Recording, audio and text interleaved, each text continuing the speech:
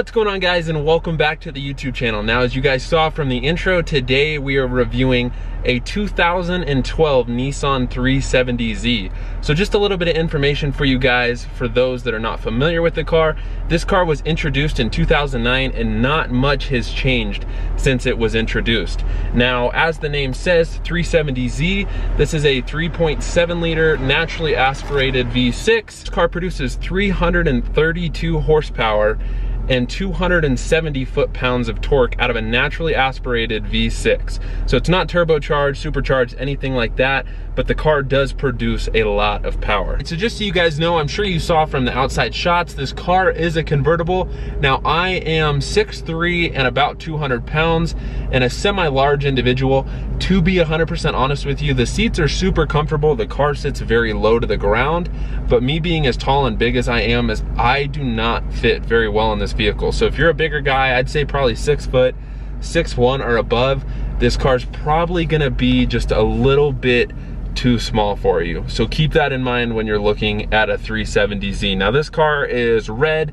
It is driven by a female, and to me it does look a little bit feminine, but I think the hard tops look a little bit better than the convertibles, but I do like the way the convertible looks. So let's take this car for a drive and see how she does. Now, these cars with exhaust sound absolutely awesome. If anybody was curious, this car does 0 to 60 miles per hour in 4.8 seconds, and they tested this car at 13.72 seconds in the quarter mile. So it is pretty quick.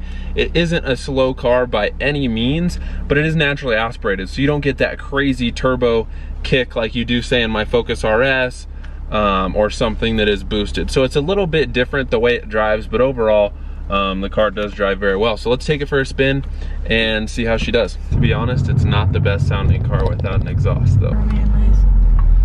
All right, so we're gonna take this car on the back roads and see how it does. Let's do a first gear pull.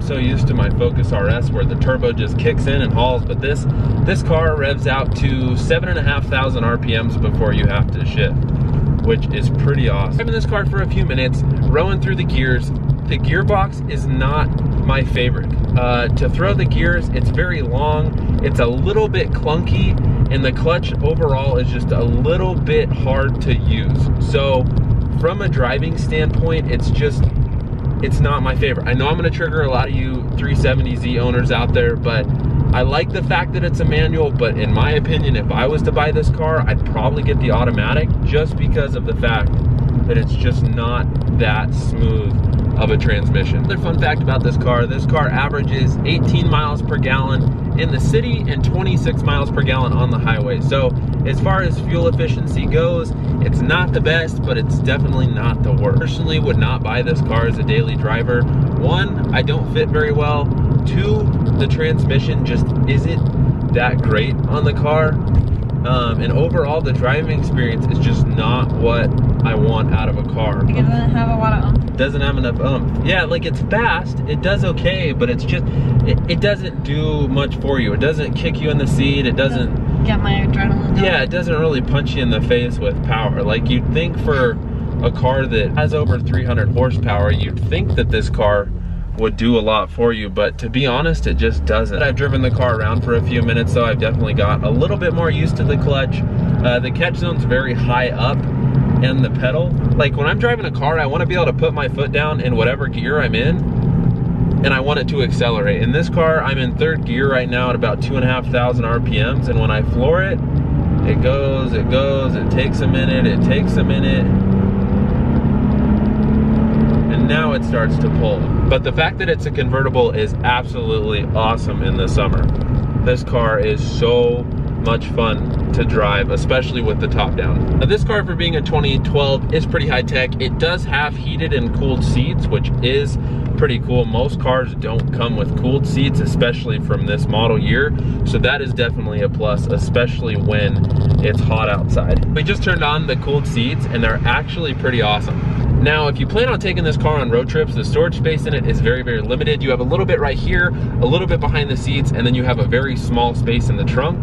Show you guys a clip of that and see what you think. A lot of people own the 370Z and a lot of people love it, and I thought I would like the car a lot more than I ended up liking it. It's just overall not my kind of car. Not to say it's a bad car by any means, it's just not the car for me.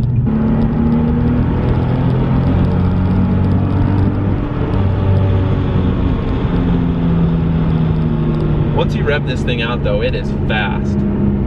That was 55, by the way.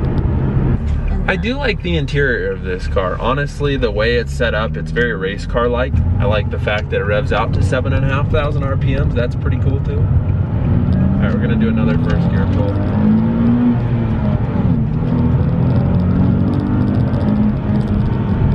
See, it just feels heavy. I mean, like, it puts you in your seat a little bit when you go full throttle, but overall, it's just not that fast.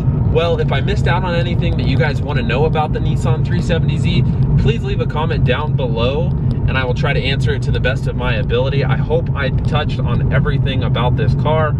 I like the way the car looks. I don't like the way necessarily the car drives. Interior is very nice. I think if I was a little bit smaller, I would fit a lot better in this vehicle, but overall, I give this car, if I was to rate it on a scale of 1 to 10, I'd probably give this car a 6 out of 10. So it's definitely decent, not a bad vehicle by any means. If you get the chance, make sure you go out and test drive one of these because you won't be disappointed. Well, I hope you guys enjoyed this video. I have a ton more reviews lined up for the channel. Like I stated in the last video, if you guys have a car that I'm able to review and you live in the Colorado Springs area, I would absolutely love to review them. You could even borrow the Focus RS for the day or the time that I review your car. I'm really excited to pump out a ton more content for you guys. Let me know what you guys want to see down in the comments below, and I will see you guys next video.